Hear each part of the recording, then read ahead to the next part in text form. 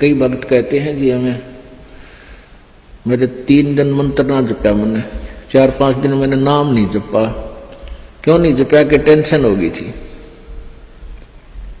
अब भले आदमी टेंशन तो हो जा, खैर टेंशन भी हो जाए, लेकिन भगवान की भक्ति भी अपना करता रहे दुखी सुखी होकर। उस टेंशन को भी पड़ी रहेगी, लेकिन मंत्र भी थोड़ा बहुत कर लेना चाहिए, छोड़ना नहीं चाहिए। अब ये तो मंत्र इस काल ने तो इतनी टेंशन कर रखी है इस प्राणी के साथ में, गिनती है को ना। घर में को वासनी हो जाए तो टेंशन, और छोटे मोटे व्यवसाय में 100 घाटे बाद हो उसमें टेंशन, पता नहीं कितने प्रकार की समस्याएं हमारे जान में डाल रखी है काल ने। काल का ये उद्देश्य है कि ये भक्ति ना करें।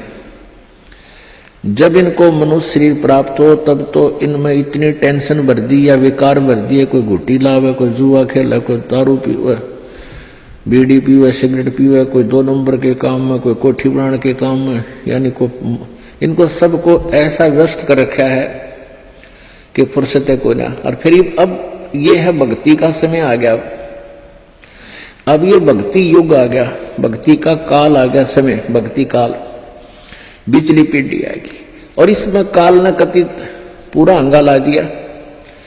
ऐसे ये टेक्निकल जो ना ऐसे बना दिए इलेक्ट्रॉनिक इंस्ट्रूमेंट, जैसे mobile phone, TV, satellite, internet, कि ये जीव जब भी आंख खुले रात में या तो मोबाइल में बकवास देख ले, या सामने टीवी रिमोट से ऑन, उठ कर भी ना जाना, रजाई में पड़ा पड़ा ऑन कर ले, उसमें नाचने गाने बकवास सुन ले।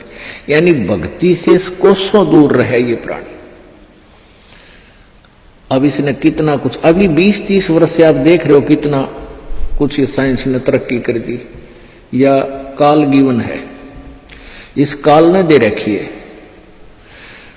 और परमात्मा ने भी ये समय इसलिए चुना था कि अब ये जो साइंस के इंस्ट्रूमेंट हैं ये हमारा काम आएंगे। एक जगह बैठे और लाखों करोड़ों जगह टीवी में परमात्मा की महिमा को घर बैठे सुन सका करोगे। हम इनमें बकवास क्यों देखेंगे? हम भगवान देखेंगे, परमात्मा की चर्चा सुना करेंगे, तो हम इसका सदुपयोग करेंगे। तो पुण्यात्माओं, ये परमेश्वर कहते हैं जिन हर जैसा सुमरिया अर्ता को तैसा लाभ, ओसा प्यास न भाग ही जब लग दसैनी आब। जिन्होंने जैसी भी भगवान की भक्ति की है उनको उतना ही लाभ अवश्य मिलेगा। और ओस पीने से प्यास नहीं बुझती, ओस चाटने से प्यास नहीं बुझती। प्यास बुझेगी गट गट गिलास पीने पानी के गिलास पिया जब प्यास बुझेगी। तो हम पहले क्या करते थे, दान धर्म कितना करते थे, 2 रुपये चढ़ा दिए को 5 मुश्किल थे, 10 चढ़ा दिए तो बड़े खुश होया करते थे। या 100 रुपये का प्रसाद बांट दिया हनुमान जी के मंगलवार ने, तो ये हमारी पूजाएं थी। तो ये तो हम ओस चाट रहे थे। और अब आप देख रहे हो पाठ के पाठ करवाए जा रहे हैं, भगवान के हवन के लिए जोत के पैसे, जो जोत का घी दान किया जा रहा है, ये गिलास के गिलास पिए जा रहे हैं और इनसे प्यास बुझेगी। कोई पाठ करवा रहा है, कोई वैसे गुप्त दान, खूब वैसे दान दे रहे हैं, तो ये गिलास के गिलास पानी के पिए जा रहे हैं, इनसे प्यास बुझेगी, इनसे आपको पूर्ण लाभ होगा। और सतभक्ति मंत्र करेंगे, आजीवन मर्यादा बढ़ेगी। अब ये टेंशन तो काल ने या पैदा कर रखी है कि भक्ति ना कर सके, लेकिन इन टेंशनों में ही आपने भक्ति करनी पड़ेगी। चाहे रो के करो, चाहे खुश होकर कर लो, दुखी होकर कर लो। मान लीजिए कोई घर का सदस्य उपदेशी नहीं था, उसकी मृत्यु होगी, दुख तो बहुत आता है, क्योंकि हमारा एक हमारे अंदर एक ऐसी व्यवस्था बन गई, हम रह नहीं सकते, रोना भी पड़ेगा, भाई खूब बुरा हाल विलाप भी करेंगे। लेकिन फिर भगवान भी फिर याद रखे, परमात्मा ये क्या ले गए इतने दिन, उन बातों ने ध्यान रखे कि ये क्या लेके गया। अगर हम ये भक्ति कर रहा होता परमात्मा इसको जीवन दान भी देता है, इसकी आयु भी बढ़ा देता है यदि सत भक्ति करता है। और ये लेके क्या गया, सारा जीवन बर्बाद कर गया। तो इस प्रकार इन सब विचारों को ध्यान में रख के, सब बातों को विचार करके और भजन जरूर करें। चाहे याद तो बहुत आते हैं, मृत्यु को प्राप्त हो जाते हैं जो साथी परिवारजन, लेकिन भगवान भी रो रो के मालिक ने भी याद रखे, मतलब भूला नहीं भगवान को। और भी कई प्रकार की टेंशन हो जाती है, किसी प्रकार की कई चिंताएं होती हैं, लेकिन चिंताएं तो हैं, चिंता भी नाम से ही समाप्त होंगी और परमात्मा की भक्ति तक करनी पड़ेगी, इन चिंताओं में करनी पड़ेगी। एक समय एक दरोगा जी जून के महीने में यानी गर्मी के मौसम में घोड़ी पर सवार होकर जा रहा था किसी दूसरे गांव में। रास्ते में किसान ने रहट जोड़ रखा था, रहट, हरहट। वो रहट क्या होता था कि उसमें एक पुली होती थी लोहे की, उस पुली के ऊपर के ऐसे एक चैन डाल दी जाती थी और उसको कोल्लू की तरह, एक कोल्लू आपने देखे हाथ के बैलों वाले कोल्लू, उस तरह कोल्लू की तरह बहल से चलाया जाता था और वो रहट का व्हील घूमता था वह पुड़ी, और उसके ऊपर चैन लगी होती थी। नीचे एक कुआं होता था, वो चैन इतनी लंबी होती थी कि कुएं के जल को छूती थी नीचे तक, और उसका बाल्टियां वेल्ड कर दी जाती थी चैन के ऊपर।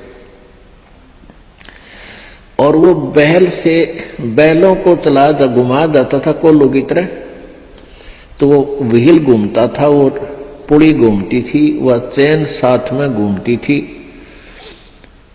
और नीचे से पानी आकर के खेतों में डलता था और खाली बाल्टियां वापस चली जाती थी और भरी बाल्टियां चैन के साथ ऊपर आती थी, ऐसे चलती थी। तब वो पानी खेतों में सिंचाई के काम आता था। तो किसान की घोड़ी को प्यास लगी, किसान को भी प्यास लगी। उसने देखा कि सामने रहट चल रहा है और पानी पीवेंगे, घोड़ी को भी पिलाएंगे। अब जो ही इस घोड़ी को निकट लाया वो दरोगा यानी वैसे तो रहट के अंदर से आवाज आया करती थी, वैसे जुगाड़ होया करते थे। वो व्हील व्याल चढ़ा रखे थे, वो चर चू करके वह काफी जोर की आवाज आती थी उससे। वह घोड़ी उस चरचू ने सुनकर, चींचू ने सुनकर और वह फड़क गई, एक किला दूर जाके डटी। दरोगा जी गुस्से में हो गए, करे किसान या चू चू बंद कर दे भाई, ची चू बंद कर दे, मेरी घोड़ी डर रही है, मैंने पानी पीना और पिलाना है।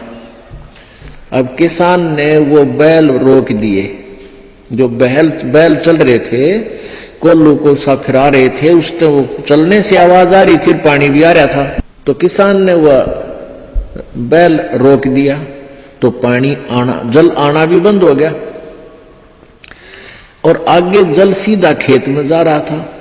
खेत में जल साथ साथ वह जमीन प्यासी थी, पी रही थी। जल घोड़ी के पीने योग्य एकत्रित नहीं रहा। घोड़ी निकट आई, जल था नहीं। दरोगा जी ने कहा कि एक किसान जल निकाल। उसने फिर बैल का डंडा मार दिया, बैल चला तो चू ची चू, फिर हुई घोड़ी, फिर भागी। वो किसान को उसने कहा, दरोगा ने गया चू चू बंद करवा, ची चू बंद कर। उसने फिर बैल रोक दिया, वो फिर घोड़ी लिया, पानी पाया नहीं। तब वो किसान बोला, दरोगा जी इस चींचू में पी गए तो पी गए ना, दोनों मरोगे तुम। तो ये चींचू में ही पीना पड़ेगा ये जल, राम नाम का भाई। जब राम नाम बंद कर दिया तो भक्ति गई, वह चू चू तो फिर फायदा क्या हुआ, वह टेंशन तो सह से भक्ति और बर्बाद होगी। तो इस चींचू में पानी पीना पड़ेगा, जल पीना पड़ेगा भाई, हिम्मत रखो और एक दिन परमात्मा ऐसी कृपा करेगा या चींचू भी बंद हो जाएगी, क्योंकि परमात्मा के नाम से सब दुख दूर होते हैं।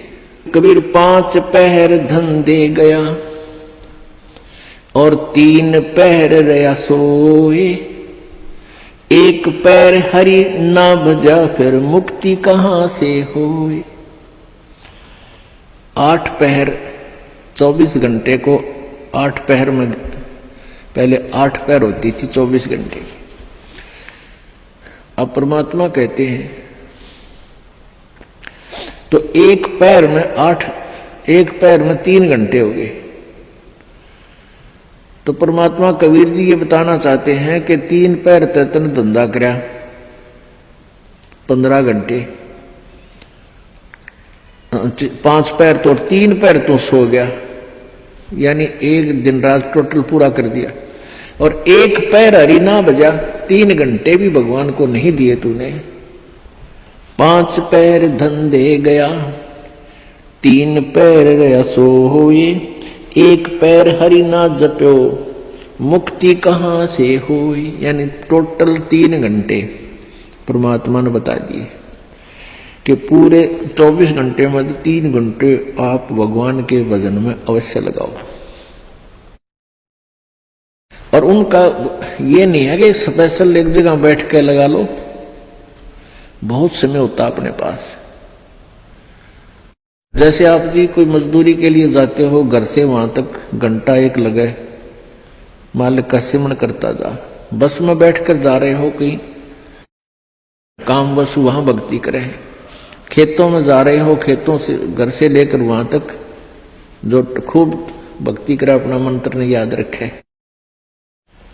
और बहुत से ऐसे कार्य हैं जो काम करते करते भी हम भगवान की भक्ति कर सकते हैं। जैसे खेत में आली हल जोतता है, हमने देखे पहले ही आली में लक्ष्मी चंद की रागनी गाए जाते, हल भी जोड़े जाते। तो वह भगवान की भक्ति भी करे, कभी आरती करने लग जाए, कभी भगवान की वाणी बोलने लग जाए। कोई फिल्मी गाने गावे है, कोई और बकवास सोच रहा है। तो इस प्रकार हमने अपना सुमन में 3 घंटे का समय निकालना चाहिए। जैसे सुबह का नित्यनेम आध पौना घंटा लगता है, 15 मिनट की असुर निकंदरमणि 1 घंटा तो हो गया। आध 35 मिनट की आरती होती है, 1.5 घंटा, बाकी 1.5 घंटा आपका सिमरन भी हो जाना। सिमरन आध घंटा मंत्र, 1 घंटे का श्वास का सिमरन। तो इतना भी आप कंटिन्यू कर लोगे तो भी आपका बेड़ा पार।